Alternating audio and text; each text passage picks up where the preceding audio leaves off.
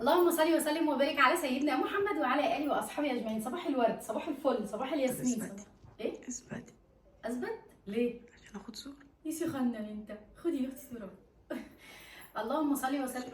يا واد في اثبت ازاي وانا بتكلم؟ طب ما صور ازاي؟ يرضيكوا خالد اللي هتطلع عامله فيها؟ هتطلع كده. ايه؟ اطلع كده؟ ازاي وانا مش مغمضة؟ طيب خلينا نصبح على الناس الحلوة. صباح الامل، صباح التفاؤل، صباح كله رزق وخير وبركة من الرحمن. جمعة مباركة عليكم وعلى الجميع ان شاء الله. بلم يا اختي اشياء عشان ماشية رايحة كام مشوار كده، من ضمنهم مشوار المحل. وبعد المحل عندي حاجات كتير، يعني عايزه اقول لكم اسبوع ضغط ضغط ضغط ضغط ضغط، فقلت الم حاجتي. لمي يا بنت حاجتك وخدي حاجتك وانوي الرحيل. ارجعي بلدك اللي جيتي منها. قوم ايه يا اولاد، لقيت لكم الشنطه دي في الدولاب. الشنطه دي جايه لي يوم الافتتاح، تخيلوا بقى. فقلت والله لما فاتحاها معاكم ومتفرجين سوا. الله، دي تابلوهات من الزمن الجميل. بصوا فيها دبل فيس من ورا عشان تتلزق على الحيطه، يعني تحسوا ايه بقى، ربابه بقى ومحمد علي قاعد بقى ولا السلطان معرفش ايه. ده تابلو كده كانت جايبهولي الجميله دينا. بصوا ايه الجمال ده. ده انا هاخدهم احطهم في المطعم، يعني هاخدهم اعلقهم في المطعم. ومعاهم الدفايه القمر دي، وفي واحده كمان زيها بس تقريبا انا طلعتها من الكيس، او حد كان باقي من الولاد بايت هنا او باباهم وطلعها من الشنطه. فالدفايتين والبروازين تسلم ايديها بجد. تعالوا نقرا الظرف. عايزه اقول لكم ان هو محطوط في الدولاب وانا رايحه جايه اقول ايه، انا عايزه افتح ده اشوف فيه ايه، يعني بجد. الف مبروك يا سموره، عقبال فروع كتير في كل مكان، وربنا يجعلها فتحة خير عليكي يا رب العالمين. اختي اتمنى لك النجاح والتوفيق الدائم. اختك دينا. مبروك مطعم واحد ستهم. الله يبارك فيكي يا دينا، وربنا يجعل ايامك كلها فرح، واردها لك ان شاء الله في افتتاح احلى محل ليكي. وعايزه اقول لكم دينا عندها قناه على اليوتيوب، هسيب لكم اللينك بتاعها في اول تعليق، وكلنا ندخل نشكرها على ذوقها في اختيار الهديه. هاخدهم معايا انا رايحه على المطعم دلوقتي، عازمين صحابي بقى معايا هنا من الامارات. انا مش بحب اقول عليهم صحابي لان بجد انا لقيت فيهم حنيه وحب وألفة ما بيني وما بينهم. ربنا يخليها لي ام عبد الله يا رب، وام احمد ربنا يديمهم في حياتي نعمه. فهنروح نفطر فطير مشلتت، هصور لكم الفطير دلوقتي هناك وناخد حته كده قبل ما نمشي من هناك، لان انا واخده كمان فطير معايا المحل. افطر الحاج عامر والحاج عزت هناك فطير، وابو كريم، ابو كريم كمان هناك. فهنفطر كلنا. حبيبي دي طرحه، والله العظيم دي طرحه رقبتي مش باينه.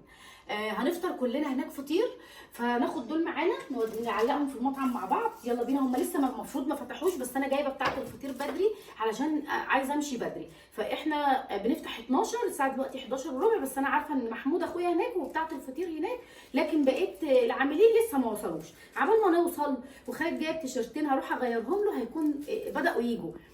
يعني ممكن تلاقوني ايه لسه بينضفوا واحنا بنعلق الحاجات دي. يلا بينا. لايك بقى وشير وسبسكرايب لاسرار المطبخ مع سمر. الفيديو انا مش عارفه هيكمل ازاي، هناخد حته مع الفطير في المطعم، هيكمل بقى في البيت بغدا الولاد، هيكمل مع اصحابي لان برضو هقابل جيجي وشيري بكره.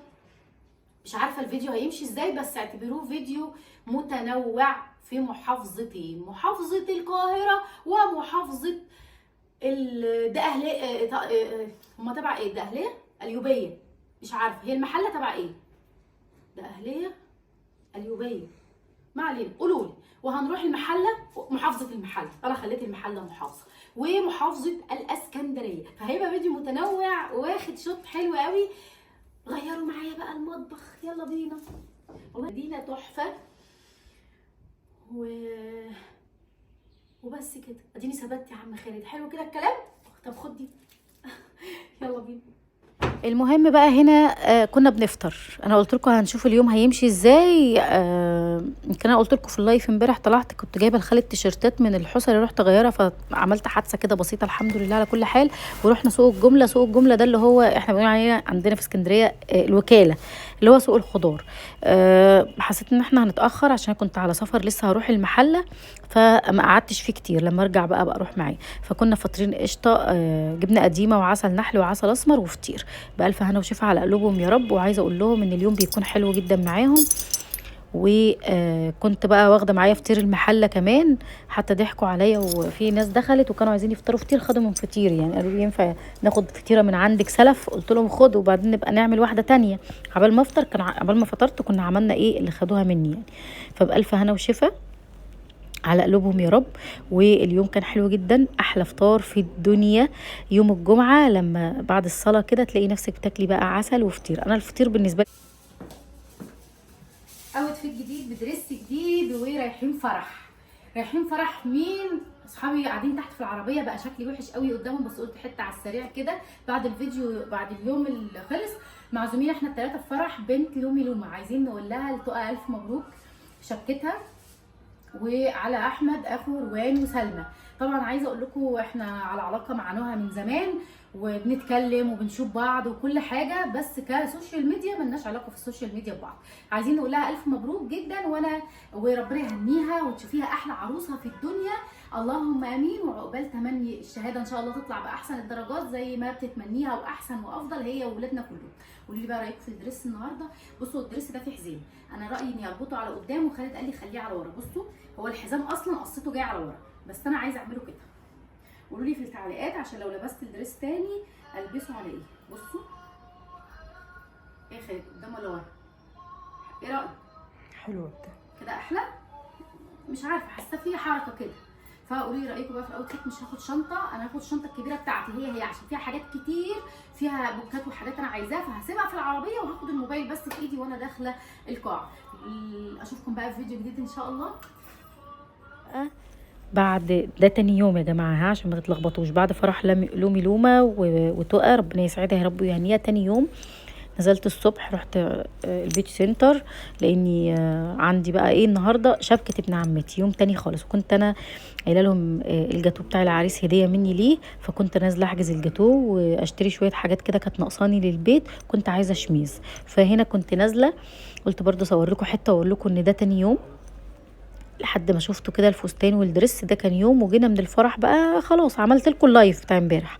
فده يوم جديد خالص. صحيت الصبح سبكت للمحشي ومن غير ما افتح كاميرا، كنت عندي كرنب في التلاجة سبكت له وسلقت الكرنب وفطرت ابو كريم، والولاد اللي مشت وعمر اتكل على الله سافر القاهره، وانا رحت بقى لابسه وايه ونازله. قلت بنت روحي دلعي نفسك، روحي يا بنتي. وشي هنا كان من غير ولا نقطه ميك اب تمام. رجعت البيت بقى ولبست السات دي او السوت دي، كنت جايباها وكانت عايزه شميز اسود، نزلت جبته لها.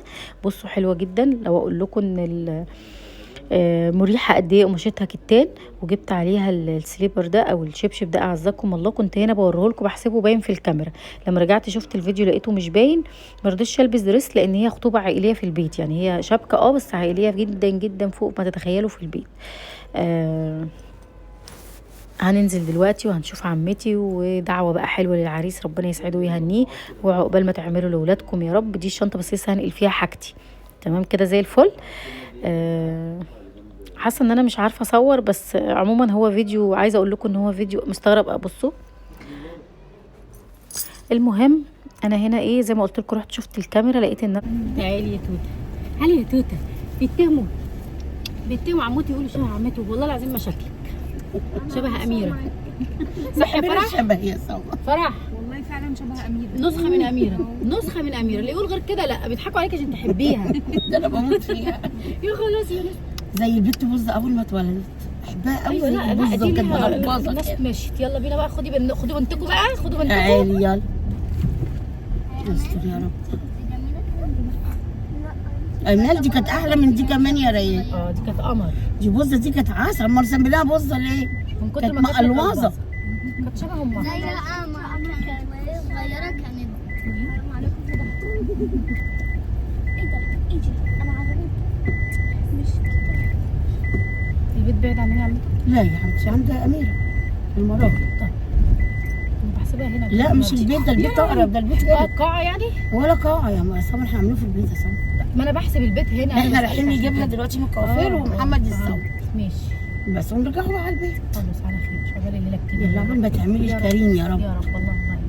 عمر عمل ايه حبيبتي؟ والله كويس اهو محمد النتيجه يلا لسه النتيجه ما ظهرتش. لسه لسه نجاح ان شاء الله يا حبيبتي، ان شاء الله بالنجاح. طالما طالعين بقى على الطريق، خدي بنتكم دي، هاتي يا حبيبتي. خدوا. انا ما بحبش البنات ولا بطيقهم والله خالص. مش عاشقة البنات انت ولا استني حاجة. ما اجيبك بقى تسلمي عليهم. قول غير طبيعي، سلمي عليهم ربنا عشان يخليكي يا حبيبتي. مين بقى اصحابك؟ ايوه المتابعين يا عمتي، انت مش ماشيه معايا على الخط. طب اقول لهم ايه؟ طب قولي لهم كل سنه وانتم طيبين كلكم. ادعوا بقى لمحمد، احنا رايحين خطوبه محمد. ادعوا له يلا عقبال اولادكم يا رب. يا رب. يا رب فرح حبيبته يا رب. سلام.